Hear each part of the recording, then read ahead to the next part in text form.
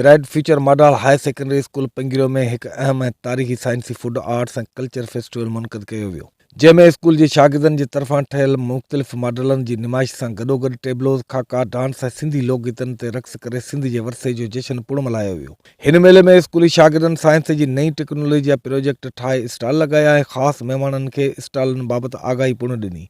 ख़ासि महिमाननि में क़ौमी अवामी तहरीक जे अॻवान अयाज़ लतीफ़ पलीजो, सूफ़ी यूनिवर्सिटी जे vice chancellor professor doctor Parveen Munshi, deputy commissioner Badin Abdul Fatah Halio, नाले वारो लेखक Mohammad Yousuf Sindhi, director planning and programme Sindh education foundation Abdul Jabbar Mari, motivation speaker chairperson department of rural sociology Sabeen Javed, university of Sindh doctor Ejaz Wasan ऐं ॿियनि समेत स्कूली शागिर्दनि, तइलीमी माहिरनि, शहरियुनि, हर तबके जे फ़िक्र जे माण्हुनि वॾे अंग में शिरकत कई। मूं सभिनी दोस्तनि खे गुज़ारिश कई आहे सिंध जे ॻोठनि में जेके स्कूल आहिनि उन्हनि खे जदीद बनायो वञे, बहितरीन उस्ताद, बहितरीन क्लास, बहितरीन लाइब्रेरी, बहितरीन लेबॉर्ट्रीज़, अहिड़ो माहौल जोड़ियो।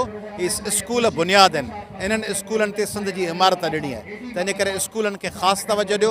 ऐं चाहींदुसि त बदीन सॼे में ऐं सॼे सिंध में स्कूलनि जो ॼार विछायो वञे, उते साइंस खे मरकज़ी नुक़्तो बनायो वञे, इख़लाक़ियात ते तवजो ॾिनी वञे। सुठो अरेंजमेंट कयल आहे, ॿार आहिनि, मुख़्तलिफ़ स्टॉल लॻल आहिनि, साइंस फेस्टिवल आहे, कल्चरल फेस्टिवल आहे, सो हिते अची करे ॾाढो सुठो पियो लॻे। ऐं अहिड़े क़िस्म जा जेके प्रोग्राम आहिनि इहे पब्लिक सेक्टर स्कूल्स में बि थियणु खपनि ऐं वॾे पैमाने ते। कोशिशि रही आहे त सिंध जे हिन लाड़ वारे इलाइक़े में हिकिड़ो अहिड़ो माहौल पैदा कजे जीअं तइलीम ऐं ॿारनि खे तरबियत ॾिनी वञे त जीअं गुरबत जो ख़ात्मो थी सघे। अॼु हीउ पंहिंजे नवे जो हिकिड़ो वॾो इनोवेटिव जेको सो माना फेस्टिवल आहे, जंहिंमें आर्ट्स बि आहे, कल्चर बि आहे, साइंस बि आहे, फूड बि आहे।